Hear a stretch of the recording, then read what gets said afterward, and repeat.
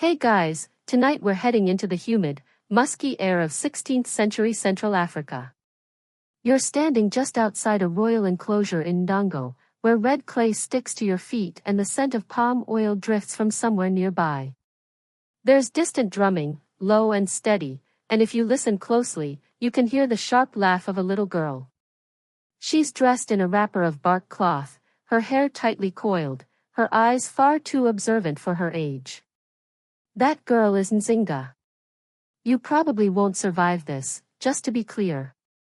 You're a stranger in a kingdom teetering between glory and ruin, where colonizers arrive with muskets, crosses, and not-so-hidden ledgers for the slave trade. Every ally is suspect. Every mat you sit on might mean submission. But you? You're lucky.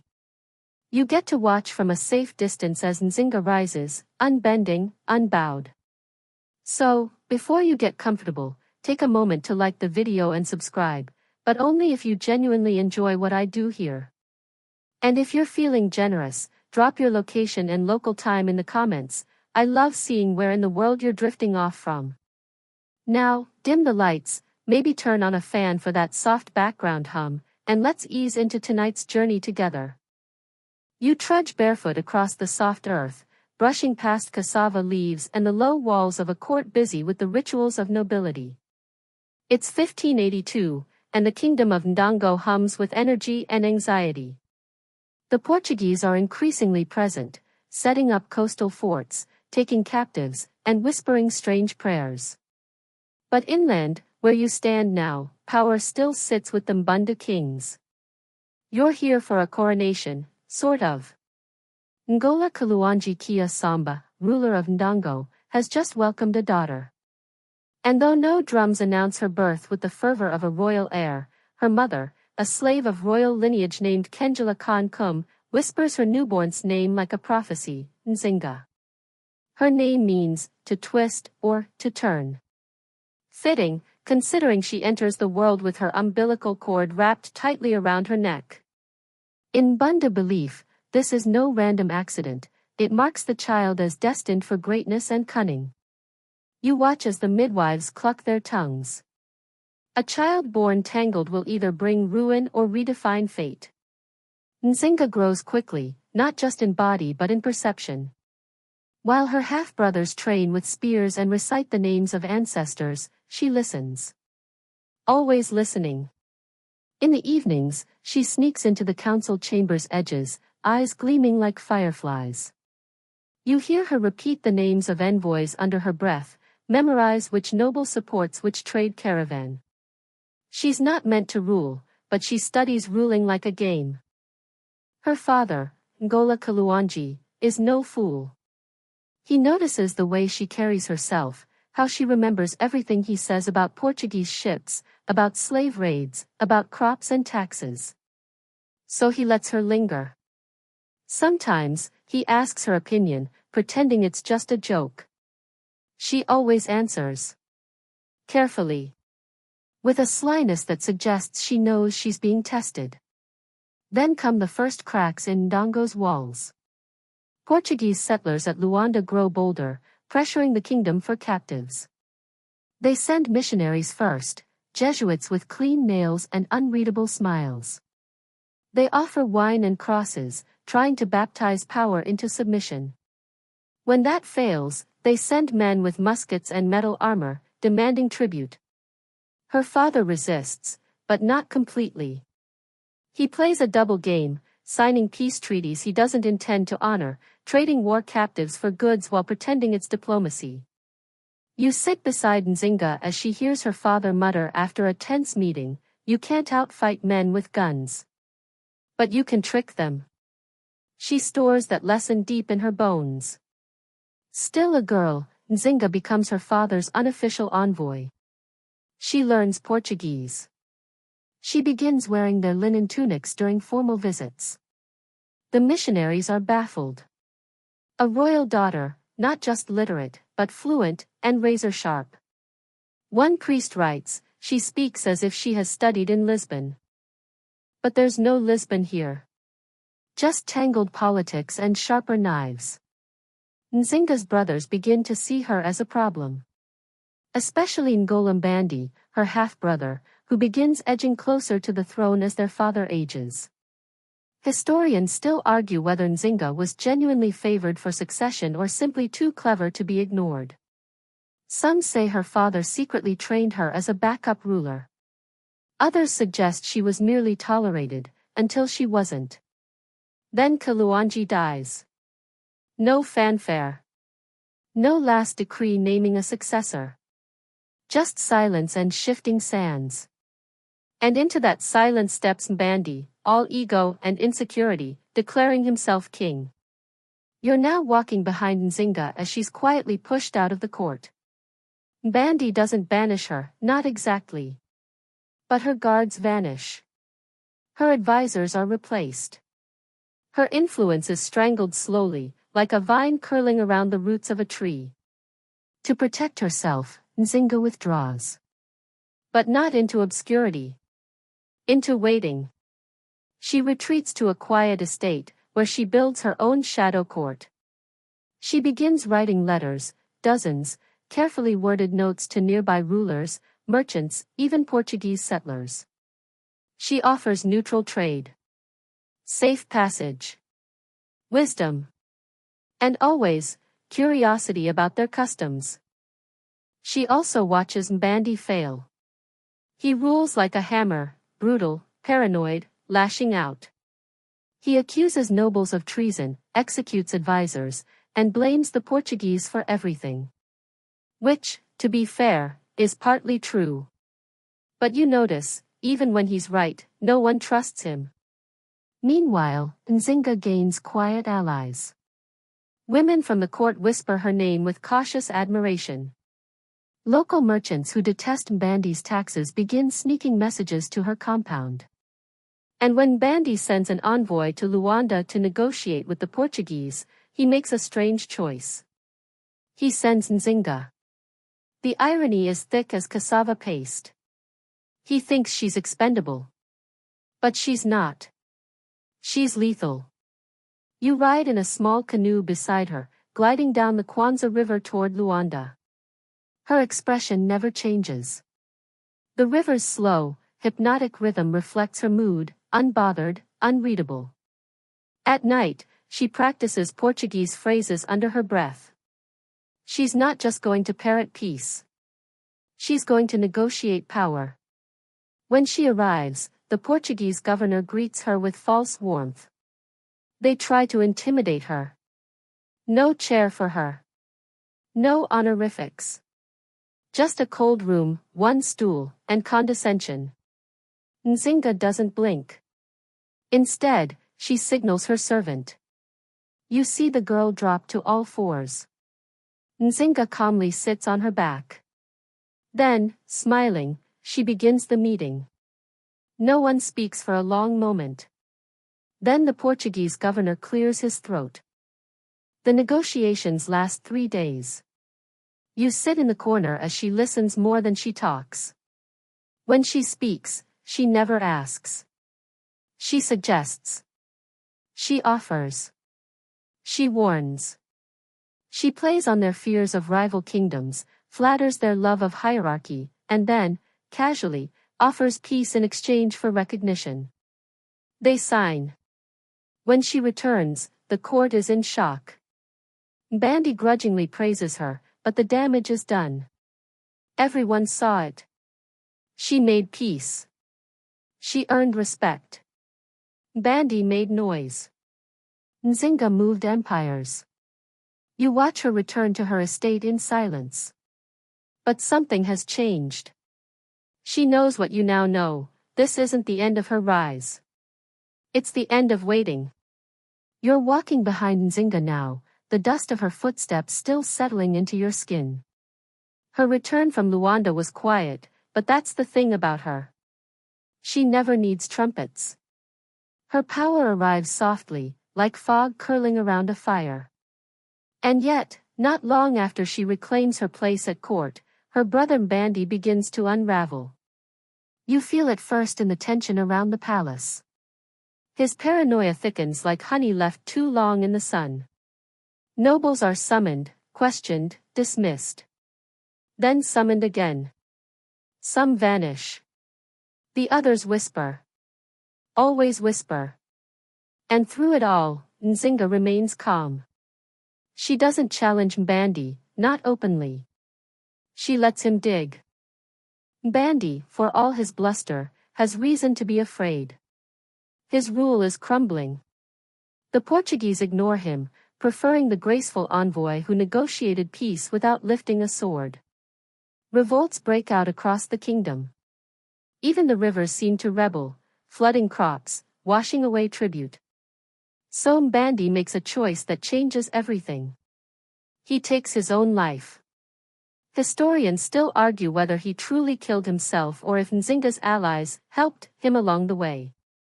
There's no surviving letter, no clear confession. Just the fact, he dies, and the throne is suddenly available. But a woman can't just claim a kingdom, can she? Nzinga doesn't ask for the crown. She takes it. And she does it the only way that makes sense in her world, through ritual. You're there, crouched in the shadow of a tall baobab, watching as the elders gather. Their expressions are unreadable, half awe, half anxiety.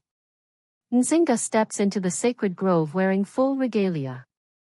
Her body is painted with white clay, her chest bare but adorned with intricate beads and shells. Around her waist hangs a belt of leopard skin. She carries a spear, not just as a symbol, but as a warning. In front of the assembled council, she doesn't kneel. She performs authority. She declares herself Ngola, a title once reserved only for kings. Not queen. Not consort. King. The elders hesitate. One speaks up, mumbling something about lineage, about protocol. Nzinga stares him down, then lifts her chin. Was I not sent to speak for my brother? Did I not bring peace to Ndongo when no man could? The silence afterward is her answer. They accept her. Not because they want to. Because they can't deny what she's already made real. To further cement her rule, she takes a step few rulers dare. She reclaims her mother's enslaved identity, and by doing so, stakes her claim to both royal and captive lineages. A symbol that says, I rule for all of us. You ride beside her now, across the low plains toward Luanda. She's not coming to talk this time. She's coming to test the Portuguese. The governor who once signed a treaty with her greets her stiffly. This time, they offer her a real chair. She takes it, slowly, letting the legs scrape the floor just enough to echo. What follows is less negotiation, more chess. Nzinga offers renewed peace. They offer vague promises. She asks for the end of illegal slave raids. They shrug. She suggests a military alliance. They change the subject. You can almost feel her irritation, though her voice remains soft. She leaves the meeting without bowing. Back home, Nzinga begins reshaping her court. She surrounds herself with female warriors, loyal and fierce. She trains them personally. Some serve as bodyguards, others as advisors. Some become part of her inner circle in ways no one dares define.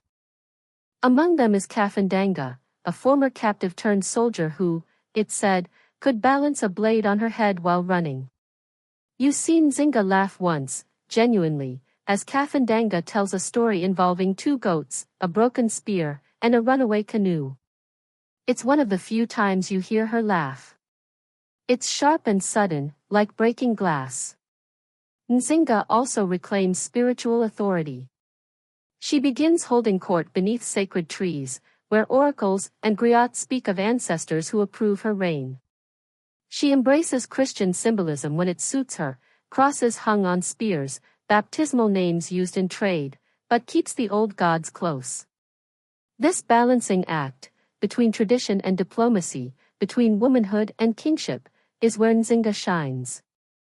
Most rulers pick one mask. She wears all of them, and makes you forget their masks at all. Then, betrayal. The Portuguese, perhaps emboldened by a new governor or simply impatient, break the treaty. Again. They raid villages. They kidnap. They kill. They install a puppet ruler in Ndongo, a man named Hari, who claims descent from a rival noble line. You and Nzinga stand on a bluff overlooking a scorched field. Smoke rises from what was once a village. Children cry in the distance. A goat limps past, eyes wild. Nzinga says nothing for a long time. Then, they want war? Let them learn how I wage it. She retreats, not in defeat, but in calculation. She moves her court inland, to the rocky hills of Matamba, a neighboring kingdom with deep forests and stronger walls. The people there are skeptical at first. But she marries one of their leaders, ceremonially, and slowly absorbs their territory into her own. Now she rules 2 kingdoms. She trains an army from scratch. Former slaves, outcasts, even former enemies join her ranks. She teaches them guerrilla tactics, ambushes, decoys, forest warfare. She knows they can't outgun the Portuguese, so she fights them like smoke. You can feel it in the trees as her troops slip through, 1 minute gone, the next surrounding a campfire. And then, she wins. Not a decisive, banner-waving victory. But victories in the margins. Ambushes that cripple supply lines. Raids that capture enemy officers. Night attacks that leave colonial troops whispering her name like a curse. By now, rumors spread far beyond Angola. In Portugal, they call her a she-devil, a sorceress. Missionaries denounce her in sermons. Traders warn each other, don't cross her unless you want to disappear. Nzinga leans into the legend. She starts wearing more dramatic armor, feathers, leopard teeth, shimmering beads. She rides into camp on horseback, surrounded by musicians and dancers. Not because she's vain. Because fear is a kind of weapon too. One Portuguese soldier later writes, she appeared at dawn, her warriors singing behind her, as if she was born from the mist itself. She wasn't. She was born tangled, remember? Umbilical cord tight, fate twisted. And now she's weaving that fate into something massive. You return to Matamba with her after one of these raids. The fires are warm. Her court sings softly into the night. She sits by herself, watching the flames flicker. You wonder what she sees. A kingdom? A future? Or perhaps just the next move. The rainy season hits Matamba like a wall, thick air, endless drizzle, and puddles that swallow sandals whole. You're ducking under banana leaves, trailing behind Nzinga as she inspects the fortifications along the Kwanza River. She moves like someone who refuses to rust, barefoot, cloak soaked, issuing commands that ripple down the line like lightning. You'd think by now she'd settle in. She's got a throne, a loyal army, and a court that obeys her without blinking. But Nzinga never stops preparing. Every day, drills. Every night, war councils. Even the cooks in her palace know how to fire a musket if needed. She's not just preparing for skirmishes anymore. She's preparing for legacy. And for the Portuguese, who won't stop sending armies. Around this time, the Portuguese try something new, psychological warfare. They send missionaries, traders, and even former friends to undermine her rule, spreading rumors, bribing chiefs, dangling trade deals that cut her out. Nzinga's response? She hosts a royal funeral. For herself. You're there, seated cross-legged among guests holding palm fans and ceremonial gourds. She lies in a coffin, eyes closed, arms folded. Drummers play a slow rhythm. At the climax, she rises. Not from death. From rebirth. She declares that the old Nzinga, daughter of Mbandi Kaluanji, envoy to Luanda, queen of Ndongo, is no more. The new Nzinga is something else entirely, a warrior reborn by fire and betrayal. She casts off her Christian name, briefly, and adopts a ceremonial title associated with the sky. Historians still debate whether this funeral actually happened or was part of a larger legend. Some say it was symbolic. Others say it took place in secret, witnessed by only her closest circle. Either way, the result is the same: her enemies whisper about it. Her followers remember it. You do too. But theatrics alone won't win wars. So Nzinga turns to espionage. She sends spies into Portuguese forts disguised as servants and converts. Some even pose as slaves being gifted to colonial officials. Their job? Report troop movements, delay supply lines, sabotage whenever possible. One of her most trusted agents is a former monk named Benedito. He once studied theology in Lisbon but defected after seeing enslaved Angolans treated like cattle in the sugar mills. Nzinga welcomes him into her court. He teaches her Latin phrases and European codes. She teaches him patience, and how to listen to trees. By now, Matamba becomes more than a refuge. It's a center of trade and resistance. Nzinga encourages Portuguese and Dutch merchants alike to come, on her terms. She sets up caravan posts, issues her own currency, and controls salt mines that nearby kingdoms depend on. She knows the world runs on more than bullets. It runs on goods. When the Dutch arrive on the coast, sniffing for sugar and silver, she sees an opportunity. You ride with her through thick brush to meet the Dutch captain. His beard smells like peppercorns.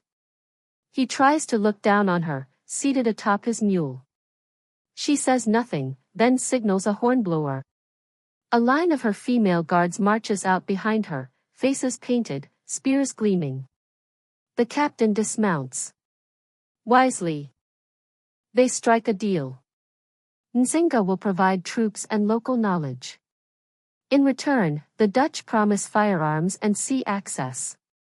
It's a dangerous game, shifting alliances, but she plays it like chess. Always 3 moves ahead. The Portuguese are furious. They retaliate with more raids, dragging captives from villages and planting puppet rulers like weeds.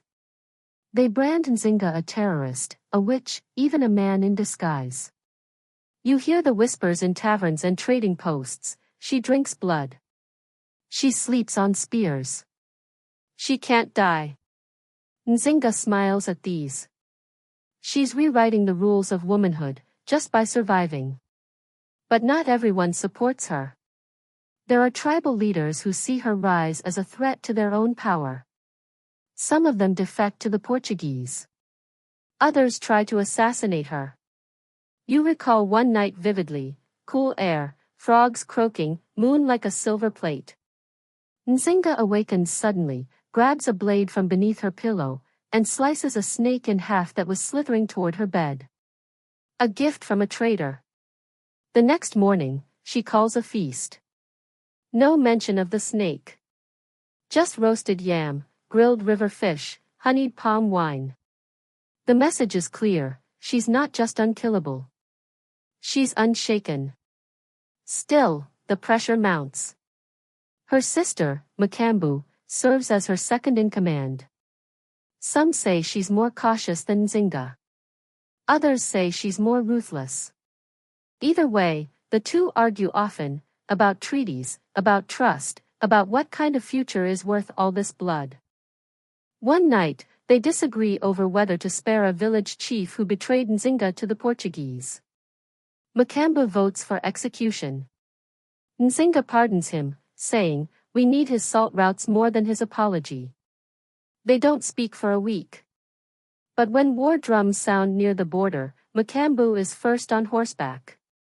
That's how they work, always circling, pushing, then sinking up again like tides. Nzinga begins taking fewer lovers. Not because desire fades, but because grief accumulates. Each loss, soldier, scout, friend, presses into her spine like extra ribs. She carries them all. She starts wearing heavier garments. Layers of armor and woven cloth. Her feet are almost always bare, though. To feel the ground, she says. To remember whose bones I walk on. One afternoon, a Portuguese envoy arrives, trembling slightly, offering a new treaty. This one promises recognition of her sovereignty in Matamba, on paper, at least.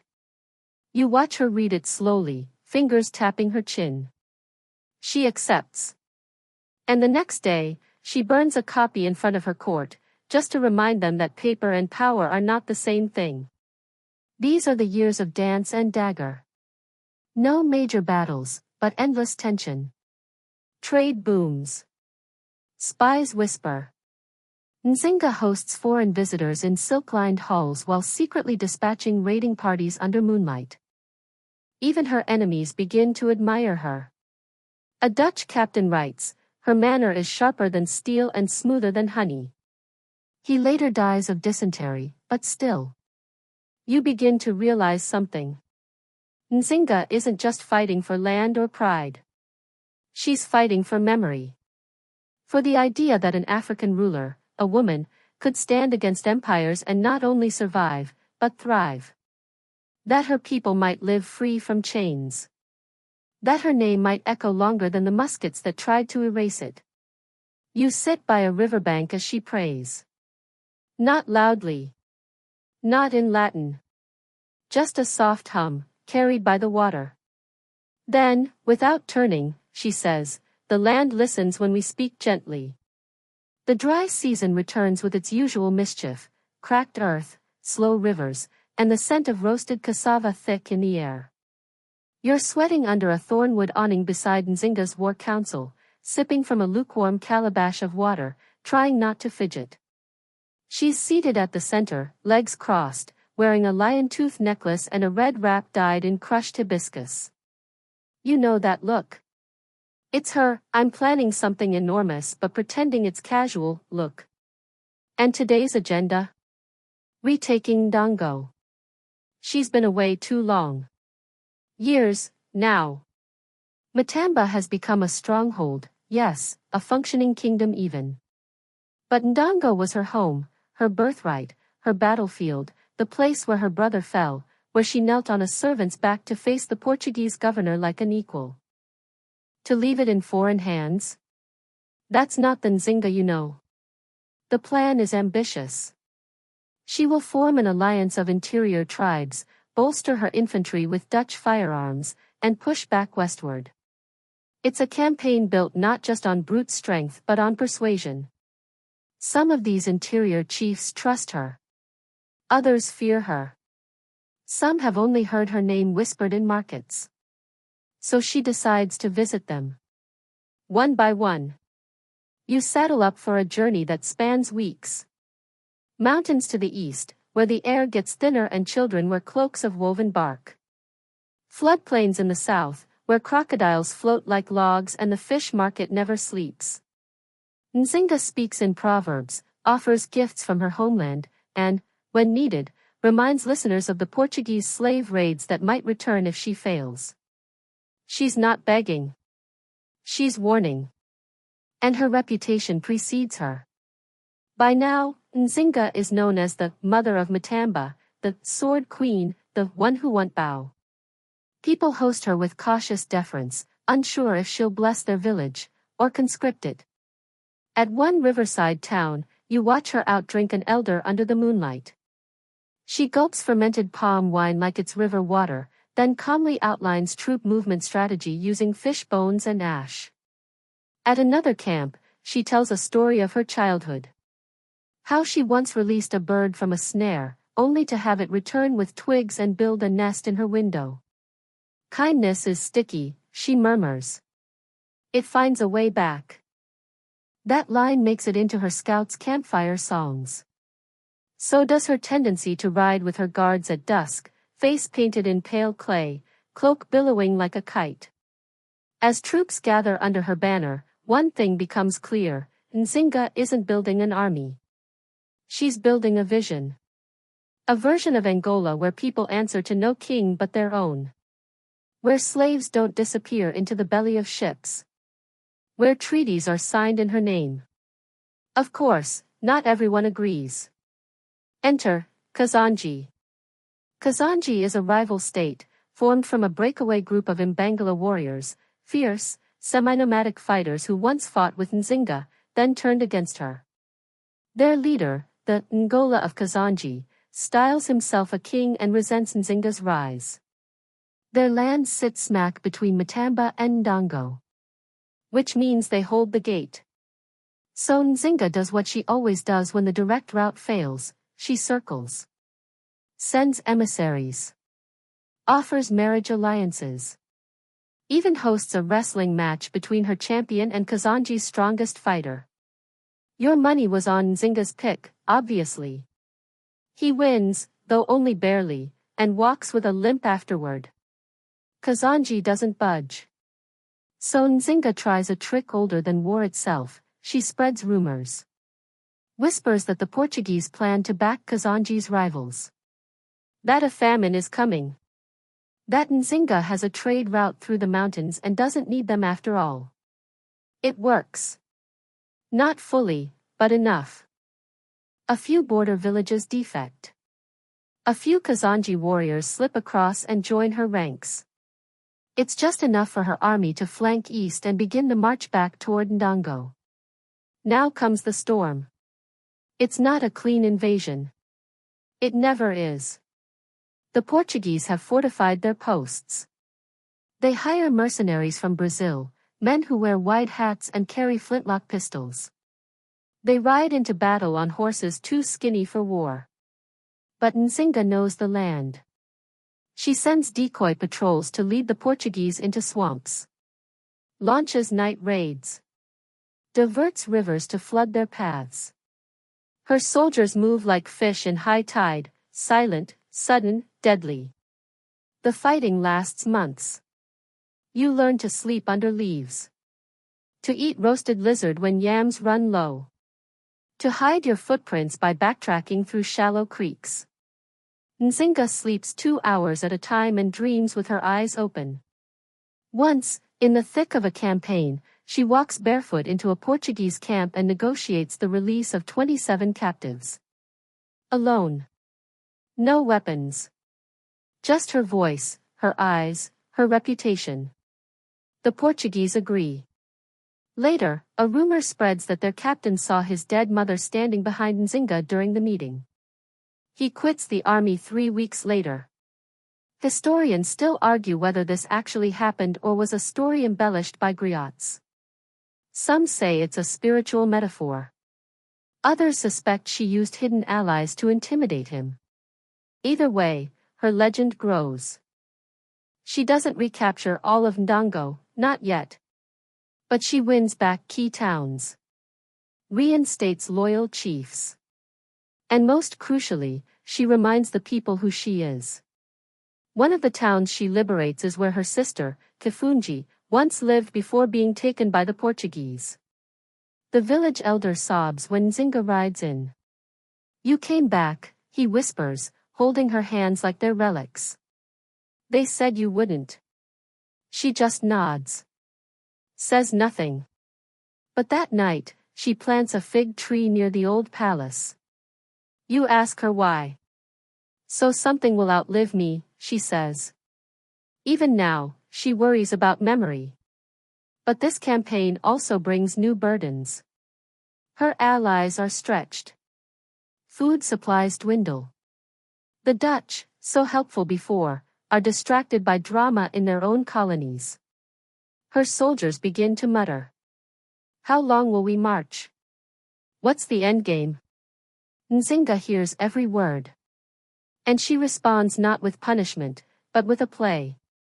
In a makeshift open-air theater, she stages a dramatization of her own life. From her father's death to her kneeling before the governor, to her funeral in Matamba. She even includes a comic scene where a Portuguese merchant slips on goat dung and falls into a barrel. You laugh. Everyone does. But beneath the laughter, there's steel. It's a reminder that this, all of this, has been a story of persistence. You're not just in a war. You're in a chapter. And Nzinga? She's writing it in real time.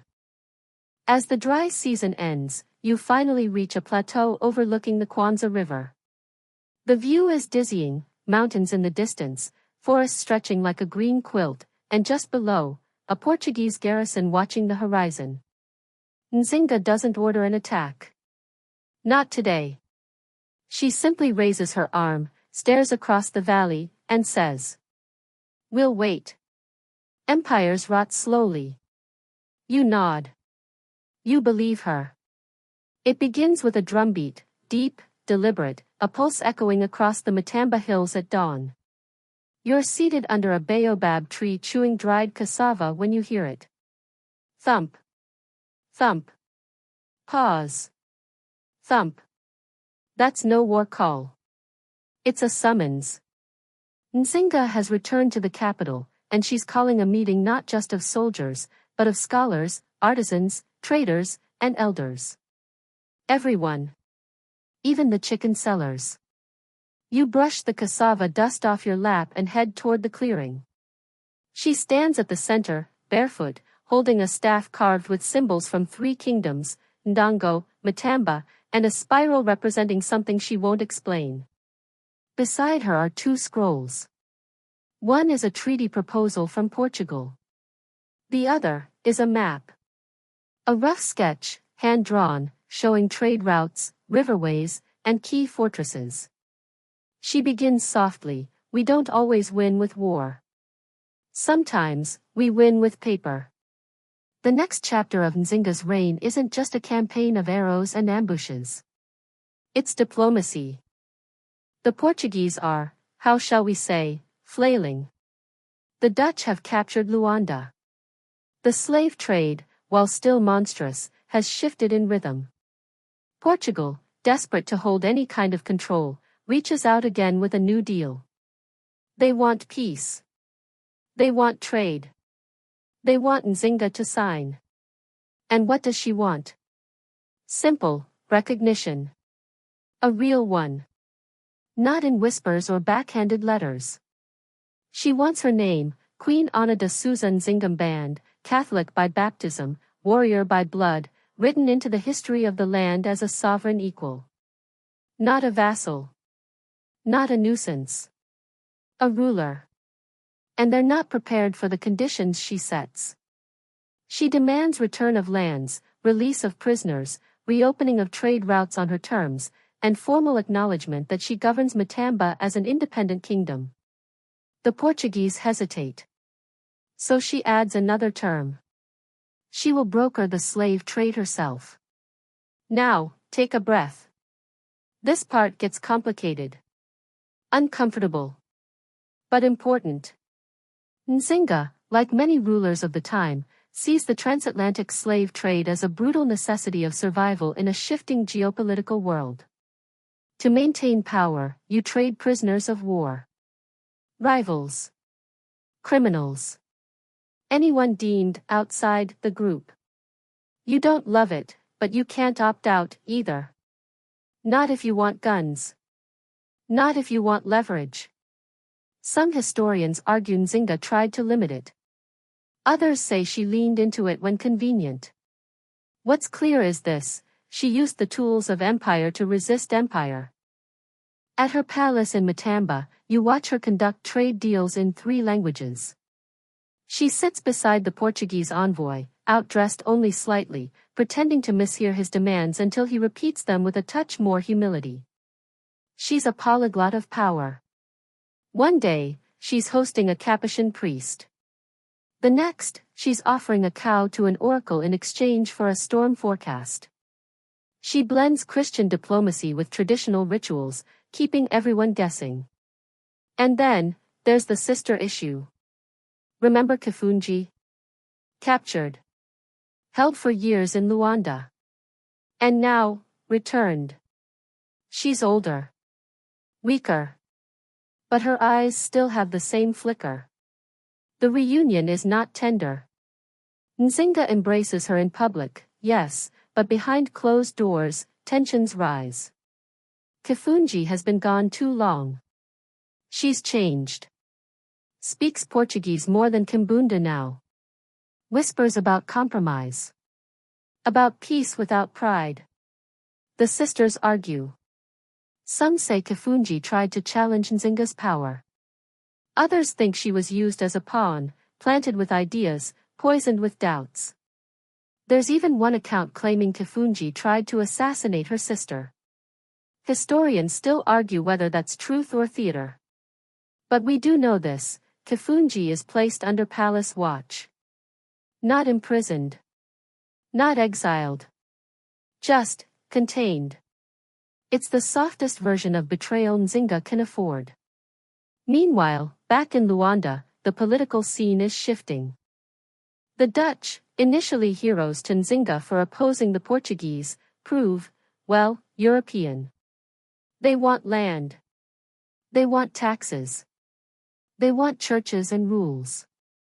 Turns out colonizers come in different flavors, but they're all chewing the same gum. Nzinga is watching closely. She sends spies into Luanda. Traders who listen at taverns. Priests who slip notes inside rosaries. She learns that Portugal plans a double cross. They want to reclaim Luanda and push her back inland. Again. You're with her when the news arrives. She's planting millet. Hands deep in the soil. She doesn't flinch. Just wipes her fingers clean and says, "Let them come." And they do. The Portuguese retake Luanda. The Dutch retreat. The fragile treaties collapse like termite-ridden huts. Nzinga's war drums sound again. But this time, she's older. Slower. She rides less. Delegates more. But her mind? Still sharp. Still laced with that sardonic twist. Let's welcome them properly, she tells her generals. With knives in one hand and treaties in the other. You're assigned to a border outpost where you help stage a feigned retreat. Portuguese soldiers chase your unit into the hills, only to be ambushed from above by slingers hiding in trees. You later hear Nzinga laugh for 5 straight minutes when she learns one of them slipped on mango skins during the escape. Small victories, yes.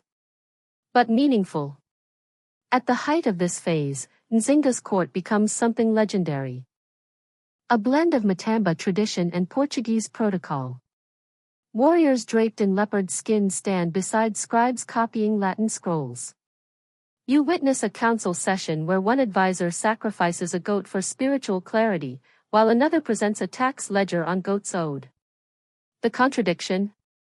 Delicious. She keeps her title as a Christian queen, Ana de Souza, but rarely visits church anymore. Still, she uses the name when writing to European powers. It's her diplomatic armor. One visitor describes her as a lioness in velvet, another as a holy terror who smells like jasmine. You just know she's Nzinga, and that's enough. But not everyone in Matamba is happy. Some nobles resent her mixing of customs. Others think she's grown too lenient with foreigners. One night, you overhear a muttered phrase in a tavern, "She fights like a man, but rules like no one we know." A few tribal leaders break off. One declares himself king of the northern plains. Nzinga doesn't attack him. Instead, she marries his niece. Problem solved. Yes, you heard that right. Nzinga, never one to follow conventional norms, uses marriage alliances as tactical glue. She arranges, and sometimes conducts, marriages with both men and women from rival clans to bind them closer to her orbit. Historians debate whether these were symbolic unions or fully personal ones, but either way, they worked. The result? A patchwork kingdom that stretches farther than most European maps admit. One stitched together not by bloodline, but by sheer wit. At night, you look at the stars over the Matamba canopy and realize, Nzinga's empire isn't a place. It's a resistance, a breathing, thinking, shape-shifting thing. You remember the day she told you, "They fight for land. We fight for memory." And suddenly, everything clicks. You awaken before dawn to the distant thud of footsteps, measured, rhythmic, purposeful. Not a war march. No weapons clanging. Just the sound of many people walking. You slip from your mat, wrap your shawl, and head toward the palace. Today is not a battle. It's a coronation. Not hers, she already wears the crown, and has, for decades. But this morning, Queen Nzinga is performing one of her most brilliant political maneuvers, crowning someone else. Not to give up her power, no, she's not retiring to a hammock with a bowl of roasted plantains.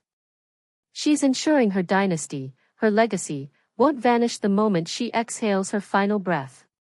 She names her adopted nephew, Kambu, as her heir. A boy with good posture, intelligent eyes, and a real talent for not talking too much in court meetings. In other words, ideal. She's training him quietly, molding him in the shadows, teaching him how to rule as a spider queen would, through webs, not hammers. And as you watch, seated cross-legged among court staff and traders, she lifts his hand and says, "He will rule with me, not after me." It's a statement of continuity. Of stability. Because Nzinga knows empires don't fall from outside, most die of succession drama. She's not having it.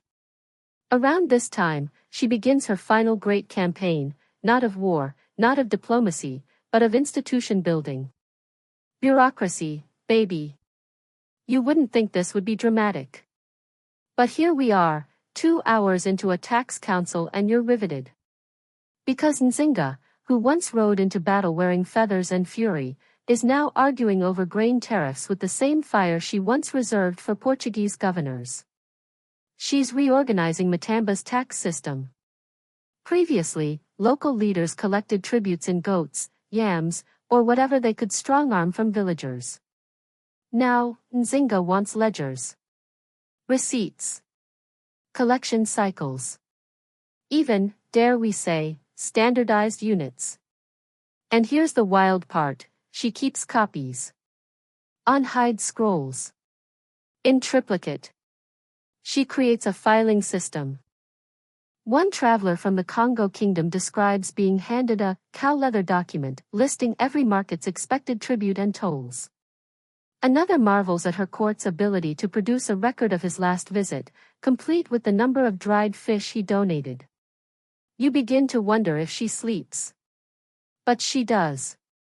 And when she does, her dreams seem to leak into her waking hours. Because in these years, she begins talking more about legacy. She meets daily with spiritual leaders, asking about signs, omens, and the fate of her people. She's older now. Her joints crack.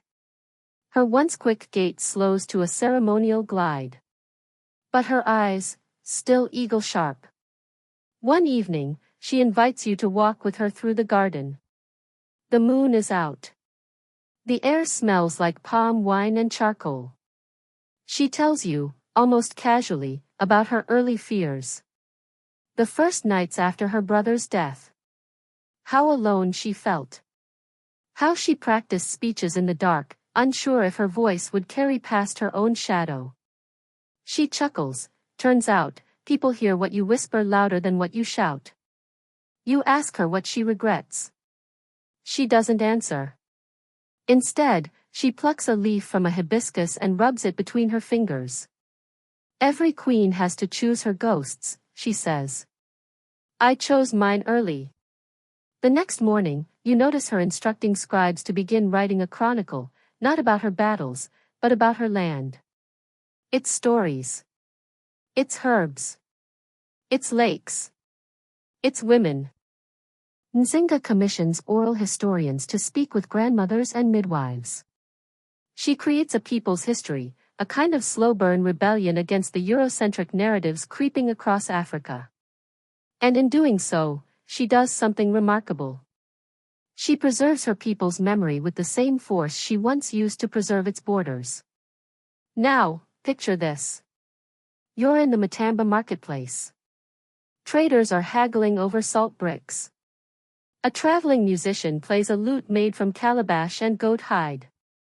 Children chase a chicken that clearly does not want to be chased. And above it all, there's a new tower, a watchtower, built at Nzinga's order. From its peak, scouts can spot travelers from leagues away.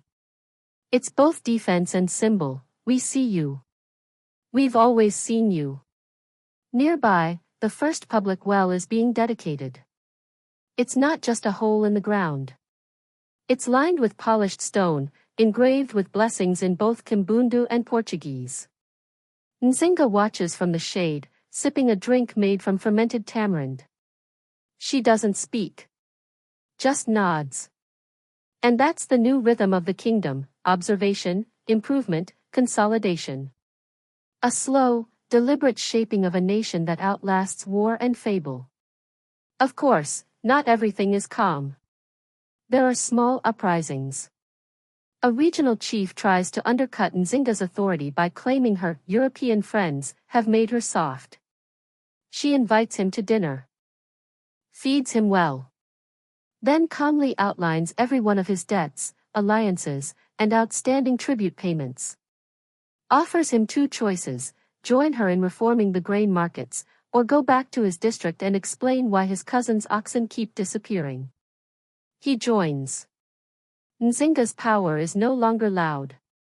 It's inevitable. And yet, she's not eternal. One afternoon, as she rests beneath a silk cotton tree, she speaks quietly to her council. When I die, she says, no songs. No drums. Just finish what I started. A simple wish, from a woman who once turned battlefields into ballet. But of course, there will be songs. How could there not? Even as she moves through the final chapters of her reign, Nzinga's legend spreads. In neighboring kingdoms, mothers name their daughters Nzinga. Warriors tie red cloths around their arms in her honor. In churches, priests pray for her soul, and whisper warnings about her temper. One Jesuit writes that she rules with the clarity of a theologian and the stubbornness of a goat. You frame that quote. Mentally. As the years pass, her correspondence becomes increasingly philosophical. She debates moral questions with Capuchin friars. Ponders free will versus fate. She even drafts letters to Lisbon and Rome, just to see what they'll say. They never write back. But she doesn't need them. Because Nzinga, in her final act, has done what few rulers ever do. She has turned resistance into ritual. Memory into architecture. Power into something that does not need her presence to endure. And when you pass through the village, hear the children playing Queen and Council under the mango trees, you realize she's already a ghost.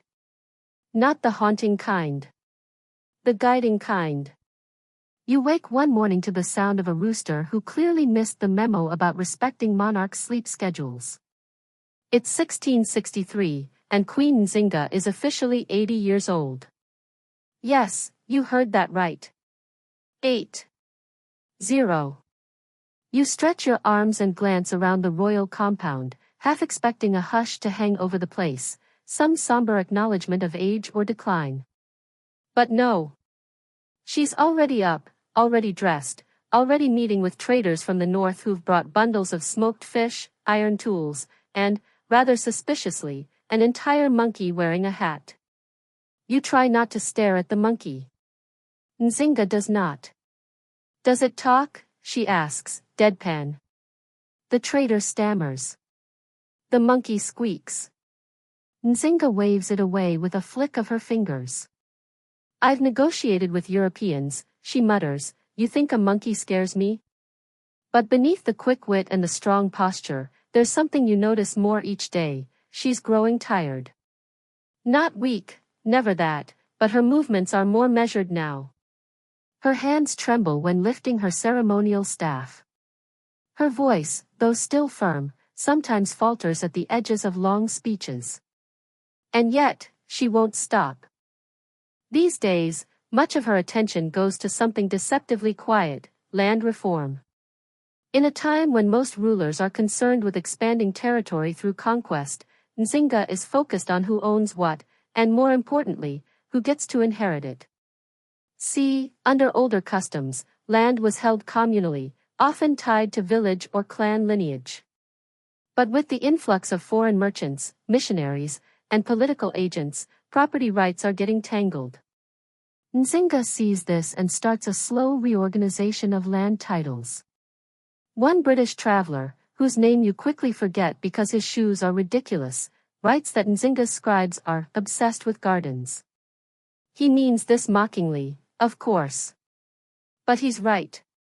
Nzinga is obsessed with gardens, fields, irrigation routes. She understands that control of land is control of power. So she starts assigning parcels to soldiers who served her faithfully.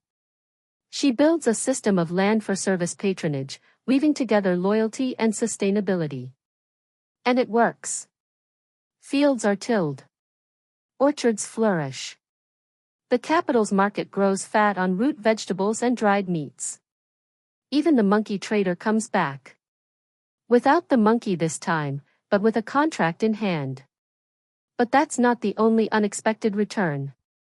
One afternoon, as clouds roll across the southern sky, a letter arrives, from Lisbon.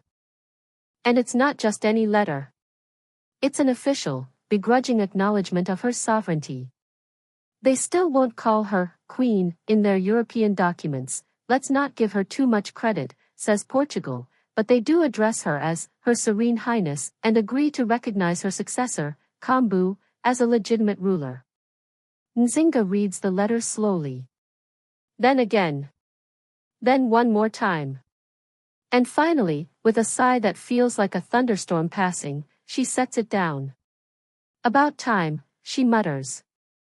Now, most people would take this as a cue to relax. Maybe sip palm wine under a jacaranda tree. But not Nzinga. No, she decides it's time to build schools. Yes, schools. For girls, for orphans, for children of soldiers and traders and even former slaves. Small, simple structures with clay walls and wide doorways. Lessons include reading, herbal medicine, and negotiation. You teach a girl to read, Nzinga says one evening, and suddenly she doesn't believe everything a priest tells her. That's joke number 1. Joke number 2 comes when she tells the friars that she'll fund the chapel repairs after they stop referring to her as a pagan widow. They stop. And joke number 3? It's the look on the face of a Dutch envoy when he realizes her translator speaks 5 languages and is a 13-year-old girl wearing a beaded crown. But while these changes ripple through the kingdom, Nzinga's body begins to fade. She suffers from joint pain. Long rides are shortened. Meals become lighter. The sound of her cane tapping across the palace tiles becomes a kind of slow lullaby. And still, she attends every council. Every tribunal. Every naming ceremony. She insists on being present. Because presence is power. Even when the bones ache. Even when her breath shortens. Even when, one humid evening, she pauses mid-sentence and simply leans back in her chair, eyes closed, listening to the wind carry the sound of laughter from the village square. She doesn't speak. Doesn't cry. Just listens. That night, she calls for Kambu. They speak in hushed tones, too quiet for even you to hear. But when he leaves, there's a look in his eyes, not grief, not panic, but something almost ceremonial. A readiness. And here's the strange, poetic part. The next week, Nzinga begins visiting her old places. The hilltop where she first made her war vow. The grove where her sister was buried. The marketplace where she once traded fish for brass beads. She moves like someone tying loose threads. Wrapping her legacy not in gold or conquest, but in memory. On her final public day, she walks slowly through the palace gardens. Children run past her, chasing butterflies. Her aides want to clear the path, but she waves them off. Let them run, she says. That's how we know it's working. That night, You hear her give one last order, to light lanterns in every village. No fanfare, just small flames flickering against the dark. The next morning, she doesn't rise. No drama. No gasp. Just silence. Queen Nzinga has passed away. But here's the thing. There's no national panic. No royal succession crisis. No enemies at the gate. Because she spent her last decade doing what no one expected her to do, she planned for her absence. And so the kingdom doesn't shatter. It blooms. The court gathers. Priests chant. Villagers lay offerings of kola nuts and dried blossoms. And then, in a quiet ceremony by the river she once crossed in armor, her body is laid to rest. No trumpet. No parade. Just the steady rustle of wind through palms. And the knowledge that every inch of soil beneath your feet was once walked, fought for, by a queen who refused to be forgotten. You wake to the soft creak of woven matting beneath your back, the smell of wood smoke in the air, and a faint sense of something missing, like a bird call you've always heard but can't quite remember until it's gone. Queen Nzinga is gone. But you don't get long to grieve. The kingdom of Ndongo and Matamba is already moving, and you're swept along with it like a river that never stops to mourn its own rapids. It's the first sunrise of the post-Nzinga era, and a new figure walks through the courtyard, Kambu, the queen's chosen successor. He's tall, wrapped in blue cloth stitched with tiny silver shells, and his eyes scan every face like he's memorizing them all at once. He doesn't smile. Not out of coldness, more out of reverence. You can tell. He carries the weight of legacy like a carved stone on his shoulders, balancing the memory of Nzinga with the reality of what comes next. And what comes next? Administration. Lots and lots of posthumous paperwork. You wouldn't think a queen as legendary as Nzinga would have to worry about taxes and boundaries after death, but oh, she planned for this. Every scribal record she dictated, every title she redistributed, every treaty she signed, it all now clicks into place like the gears of a watch. One of her final decrees even outlined the official mourning attire for courtiers: no feathers, no glitter, and absolutely no dancing goats, which, apparently, had become a trend at funerals. But as formal as things get, the transition is surprisingly smooth. That's the first historical fact for this stretch. Unlike many monarchies in Europe or Asia at the time, Nzinga's succession plan avoids a civil war. No mass purges. No sibling duels. No poison papayas. Kambu, raised under her watchful eye, is well prepared. And the Portuguese? Well, they hesitate. They don't know how to deal with stability. They've spent decades expecting chaos. But instead, they see trade routes opening again, couriers arriving on time, and, perhaps most threatening, ambassadors from inland kingdoms visiting Matamba's court and asking polite, strategic questions. Nzinga's legacy isn't just held in memory. It's woven into infrastructure. Her roads, her border outposts, her rotating grain storage pits, yes, that's a thing, all survive. You pass one such storage site on a trip to the southern farms, a shallow, clay-lined depression, covered with thatch and monitored by a grandmother with eyes like eagle talons. Try sneaking off with a yam. Go ahead. You won't make it 6 steps. Still, not everything runs on rails. There are tensions. Missionaries still push Catholic orthodoxy, sometimes overreaching in local ceremonies. Traders want to expand their influence, especially the Dutch, who eye Matamba's interior goods, honey, iron, raffia cloth, with growing interest. And some older nobles, those who never quite warmed to Nzinga's centralization of power, start murmuring. It's here we hit our quirky tidbit. A certain noble, Lord Columbu, insists that Nzinga's spirit is now embodied in a talking parrot that lives on the roof of the palace bathhouse. He refuses to take meetings unless the parrot is present. You glance up one day and, sure enough, there's a red and green parrot perched above the tiles, squawking phrases suspiciously similar to Nzinga's most common insults. Historians still argue whether Lord Colombo was making a clever political protest, genuinely believed in spirit possession, or was just bored. Either way, the parrot gains a reputation for uncanny timing. One visitor writes, "Just as I questioned the grain levy, the bird shrieked, 'Pay or starve.'" But not all legacies are as feathered. Nzinga's deeper imprint lies in culture. Her sponsorship of oral historians, the griots and drummers, the storytellers and singers, ensures that her version of events spreads beyond the capital. Tales of her wit, her speeches, her horse refusing to gallop during a Portuguese audience, all of it becomes bedtime legend. And, slowly, her name changes. In official records, she remains Queen Nzinga. But in market chatter, in lullabies, in whispered prayers before rain dances, she becomes something else. Not just queen. Not just warrior. But ancestor. And with that word comes power. You learn that in this part of the world, to be an ancestor isn't just about dying well, it's about living in a way that people remember you every time they light a fire or stir cassava into a pot. Nzinga becomes a threshold, a symbol of what it means to lead, to resist, to think 10 steps ahead. Children are named after her. So are boats, goats, and even a particularly stubborn donkey who refuses to carry anyone but women. They call her Nzinga too. She kicks diplomats. One morning, you sit in on a strategy meeting where Kambu and his advisors discuss establishing a Council of the Mothers.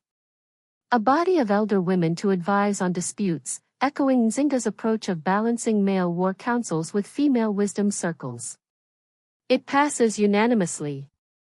And it works. Crime drops in Matamba. Trade rises.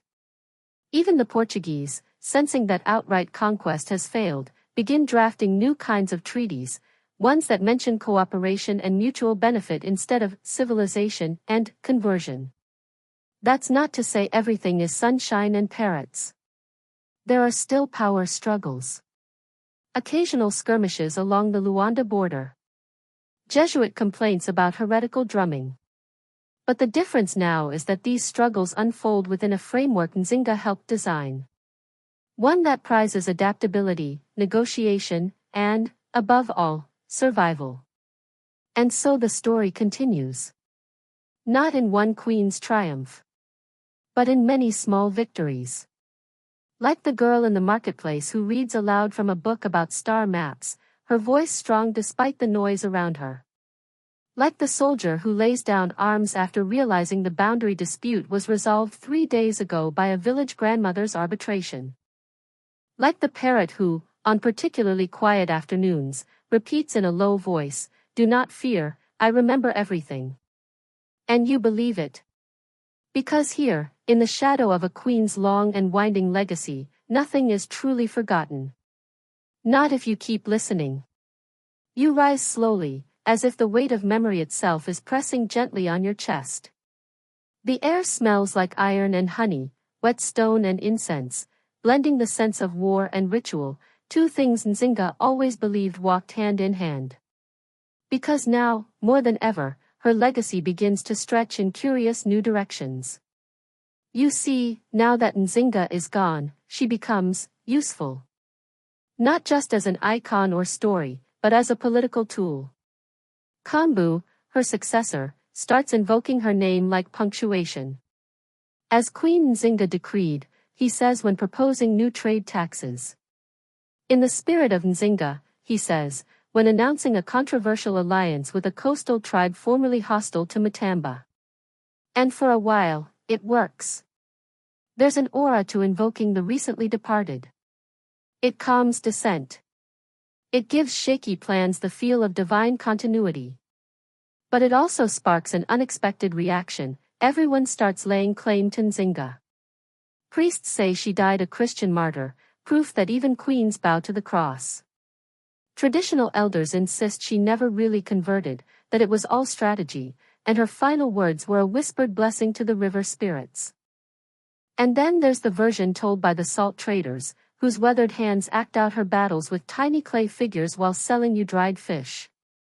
In their telling, Nzinga rode a lion into Luanda and bit off a governor's ear. Not true. But spicy. This is where things start to fray. Because when one figure means so many different things to so many different people, the story starts to splinter. That's not a weakness, yet. It's a side effect of greatness. But you start to feel it, like a tremor in the walls. Still, life goes on. Trade expands. A textile boom erupts as Matamba artisans discover new dye techniques using crushed insects and swamp herbs. The resulting cloth is so vibrant that even European traders take notice. You spot one Portuguese merchant in Luanda trying to pass off Matamba fabric as Royal Italian silk. Nobody's buying it, but he's trying. Meanwhile, scholars still debate whether this period, the years immediately following Nzinga's death, qualify as a golden age. Some say yes, peace, productivity, cultural renaissance. Others argue no, without her leadership, Matamba slowly drifts into reactive policy and less daring diplomacy. But you? You just enjoy the detail of it. The rhythmic clack of loom beats in the dye houses. The aroma of fermented palm wine drifting from village corners. The elaborate hats that become fashionable during this time, giant, towering things that look like birds' nests, teetering above carefully balanced H. And then, the letters. They begin arriving from Europe. Couriers bring them folded in thick, waxy envelopes, bearing crests and stamps in gold and crimson. They're from Portugal, yes, but also from the Vatican, and, surprisingly, from the Netherlands. The Dutch want renewed access to inland goods. The Vatican wants to canonize Nzinga. Yes, really. You're there when the council reads the proposal. It's full of glowing phrases: warrior of Christ, defender of the faith, untiring in her piety. And Kambu's face? Neutral. Because everyone knows Nzinga's religion was strategy. She used Catholicism when it suited her. She took communion with one hand while keeping a dagger in the other. So the council debates. Should they accept the canonization to gain favor in Rome?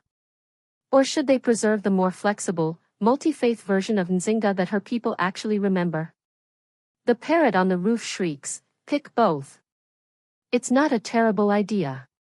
In the end, they delay. As with many things in politics, the issue is tabled. Meanwhile, inland alliances shift. You're sent on a mission to the Lunda Empire, to the east. It's a bumpy ride, literally. The ox cart hits every root and stone, and the driver insists on humming the same three-line funeral dirge the whole way. But when you arrive, you're stunned. The Lunda capital glitters with copper jewelry and sculpted pillars. Nzinga's name is revered here, not for her wars, but for her resistance to slavery. In fact, the queen is honored in an annual fertility dance performed by both men and women, featuring elaborate masks and the mimed defeat of a foreign merchant. You even spot a tiny carving of her likeness, with 6 arms and flaming eyes. Artistic license. And it makes you wonder, how much of Nzinga was real, and how much was legend even in her own time. Historians still argue whether she ever actually disguised herself as a man during battle or if that detail was added by later chroniclers to explain her authority in male-dominated spaces. But back home, her memory remains functional. Kambu implements a system of rotating village councils, inspired by Nzinga's early use of flexible governance. Every few months, elders from different regions travel to the capital to voice grievances, suggest trade routes, or simply drink fermented maize beer and grumble. And guess what? Crime dips again. But not all news is good. A Portuguese gunboat anchors near the Kwanza River. Not in an aggressive posture, more like a polite threat. They claim they're there to observe. That they're worried about Dutch influence creeping inland. You and Kambu both know this is about resources. rubber, gold, even rumors of diamonds. And so begins the next great tension, how to maintain Nzinga's legacy of independence, without lighting the match that starts another war. You're there in the war room, well, technically, a reed-roofed hut with a huge sand table, when Kambu lays out his three-pronged strategy. 1. Reinforce Eastern alliances. 2. Boost internal production to reduce reliance on coastal trade. 3. Send an ambassador to Lisbon carrying, of all things, a poem. Yes, a poem. It's titled, The River Does Not Forget, and it outlines, gently, lyrically, the many times Portugal has failed to honor its word. The final stanza reads, "We gave you the path. You brought your own maps. But the river still runs where we say. You wait for the fallout. And wait. Nothing comes. Because sometimes the most powerful thing a small kingdom can do is make it clear it's watching. That it remembers. That it's not a blank slate for foreign ambition. And so, the reign of Queen Nzinga lives on, not in title, not in blood, but in systems, stories, and a delicate, ever-moving balance. And you?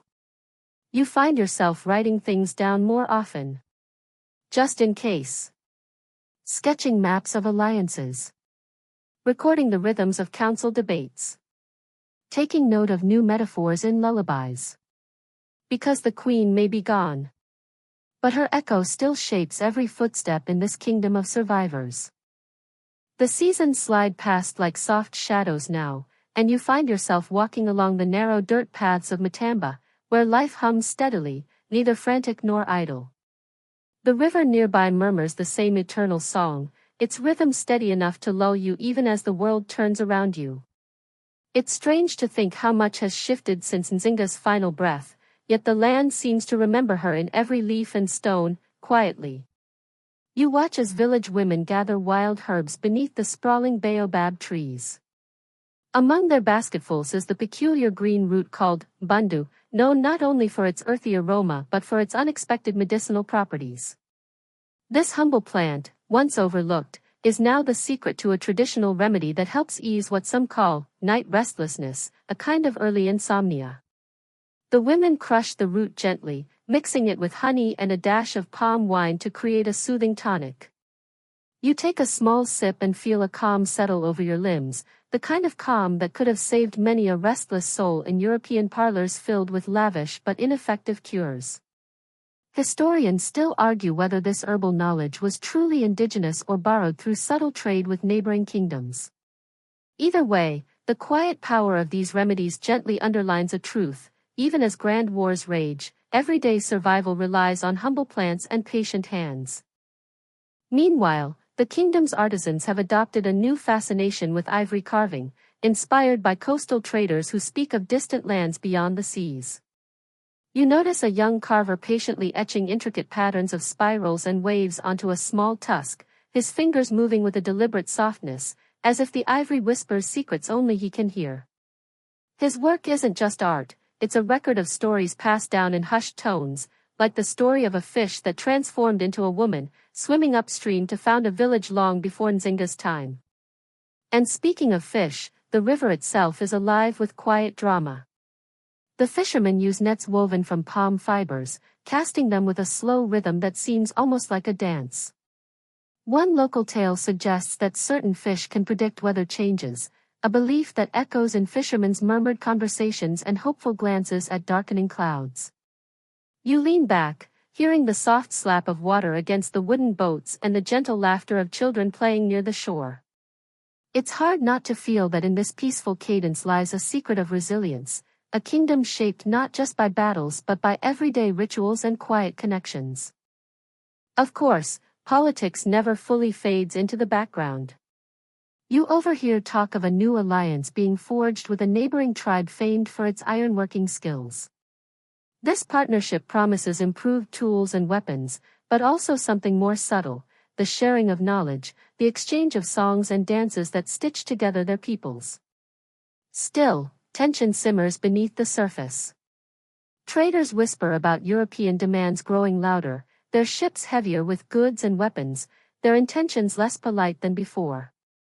The locals joke quietly that the white men's powder is powerful, but the spirits of the forest are wiser. And then, there's the matter of Nzinga's portraits.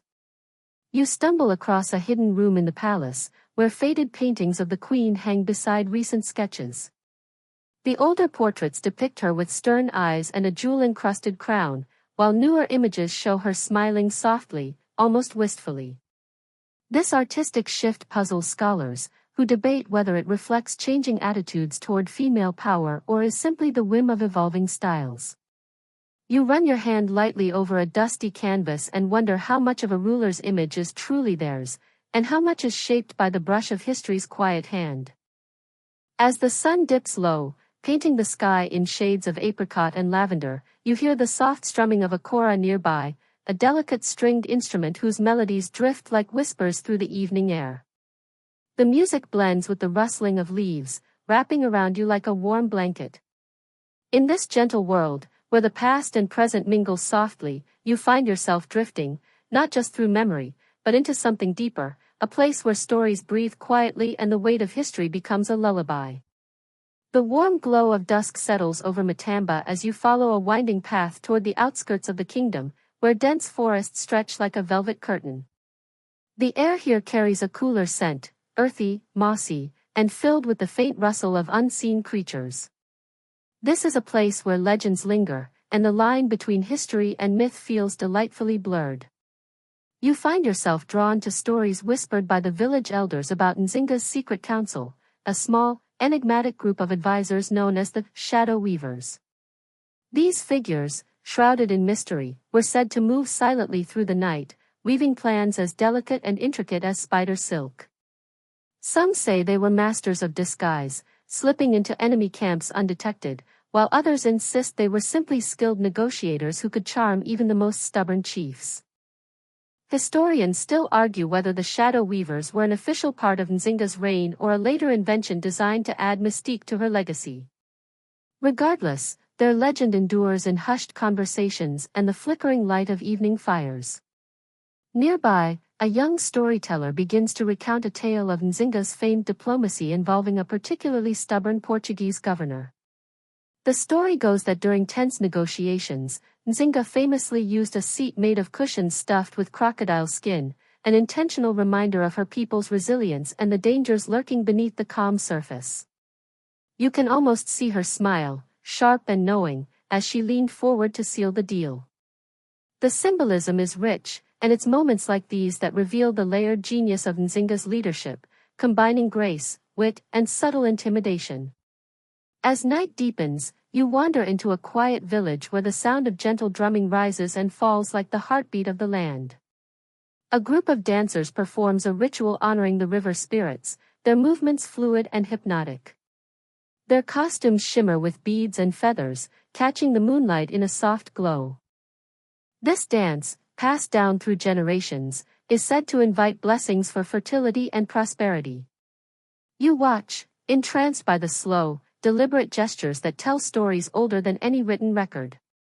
It's a living link to the past, a reminder that Nzinga's world was shaped as much by faith and tradition as by politics and war. Later, in the dim light of a small hut, you observe the preparation of a special dish made from fermented cassava and smoked fish. The cook hums softly as she works, adding spices that fill the air with warmth. This humble meal carries the flavors of the land and the resilience of its people, a quiet testament to life's persistence through upheaval. Meanwhile, in the palace, scribes continue to copy Nzinga's correspondence and edicts onto parchment, preserving her words for future generations. These documents reveal a ruler deeply engaged with the complexities of governance, diplomacy, and cultural identity. Yet, some letters hint at her personal doubts and fears, humanizing the legend. You reflect on how Nzinga's reign was not just about conquest or defense but about crafting a lasting identity, a beacon of strength and adaptability. As the night winds down, you feel the gentle pull of sleep weaving its way into your mind, much like the stories themselves, subtle, soothing, and endless. Night deepens around you as the soft hum of the forest settles into a steady lullaby. You follow a faint trail winding through the undergrowth, where shadows dance lightly on the leaves. This is the final decade of Nzinga's reign, a period marked by both quiet reflection and surprising renewal. You settle beside a small fire where a group of elders discusses the legacy of Nzinga's diplomatic marriages, strategic unions that extended her influence far beyond Matamba's borders. One marriage, in particular, involved a prince from a distant kingdom along the Congo River, whose alliance brought new goods and knowledge to the region. This partnership introduced curious items like woven raffia cloth dyed in bold patterns, which quickly became prized possessions among the elite. Historians still debate whether these marriages were purely political or also heartfelt, a question that invites you to imagine Nzinga's own feelings behind the scenes, blending duty with personal sacrifice. Nearby, children play a traditional game with small carved bones, rolling them across smooth stones and laughing as the pieces clatter softly. The game, called Mbanda, is more than entertainment, it's a way to learn strategy and patience, qualities Nzinga valued deeply.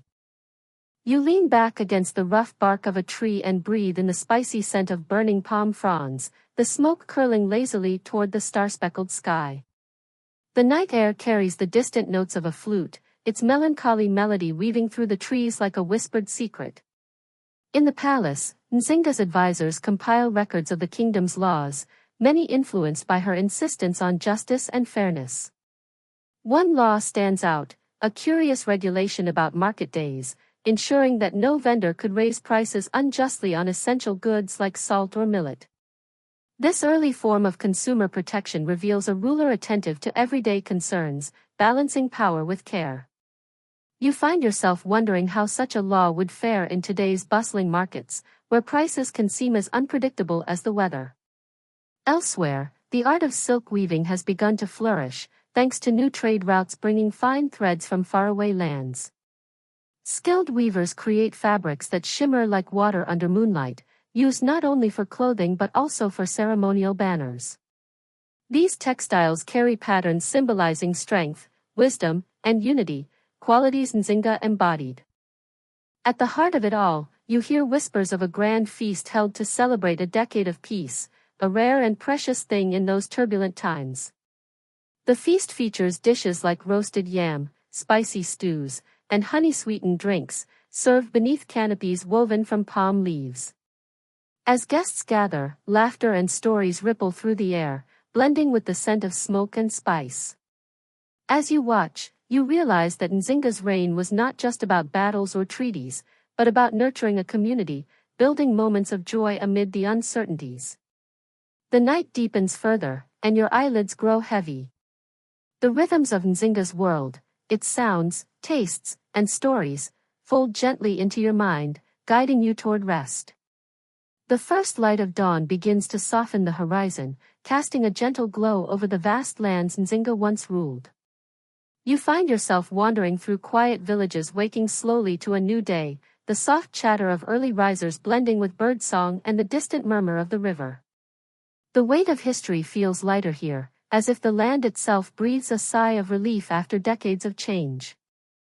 You pause near a weathered stone monument, one of the few lasting physical reminders of Nzinga's reign. The inscriptions are faded, but their presence is a quiet testament to a leader whose impact stretched beyond her lifetime. Nearby, artisans prepare delicate clay figurines depicting scenes from her life, moments of courage, negotiation, and resilience, frozen in serene detail. Scholars still debate the extent of Nzinga's lasting influence, whether her story is a beacon of empowerment or a complex tale shaped by myth and memory. But you feel, as you watch the gentle movements of everyday life, that her spirit lingers in the soft rhythm of this place. The markets open with the gentle clatter of wooden stalls and the rich aromas of roasted peanuts and fresh fruit. Traders, some descended from families who once bore witness to Nzinga's reign, call out greetings in a medley of languages, weaving a tapestry of sound that is both new and timeless. You notice a few young children weaving bracelets from brightly dyed threads, their nimble fingers continuing traditions passed down through generations. A slow breeze stirs the tall grasses, carrying with it the faint scent of wildflowers and distant fires. In this peaceful moment, you recall the earlier stories of crocodile dung sunscreen and banda games, the subtle power of herbal tonics and silk woven like river reflections. Each detail folds gently into the next, creating a mosaic of a world both distant and vividly alive. As your thoughts drift, the soft cadence of a lullaby rises from a nearby home, sung in a language both foreign and familiar. The melody wraps around you like a warm shawl, inviting rest. You find a comfortable spot beneath a sprawling tree, its leaves whispering above you, and let the quiet sounds of the kingdom soothe your mind.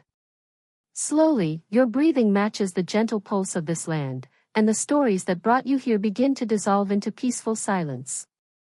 The pace eases now, as the shadows lengthen and the world softens around you. Imagine the sun dipping below the horizon, painting the sky with strokes of pink and lavender, as the warm air settles into a tender hush. The details you've heard, the laughter, the music, the quiet strength, linger like a fading dream, gentle and comforting. Let your body relax fully into the moment, feeling the weight of history gently lift from your shoulders. The stories of Queen Nzinga, with their rich tapestry of courage and grace, blend seamlessly into the quiet night, a lullaby from a time long past but never forgotten. Breathe slowly, deeply, letting the peaceful rhythm of this land guide you toward rest. Know that in this quiet space, you are safe, held softly by the whispers of history. Now, as the last light fades, surrender to the calm. Sleep well. End of script. Sweet dreams.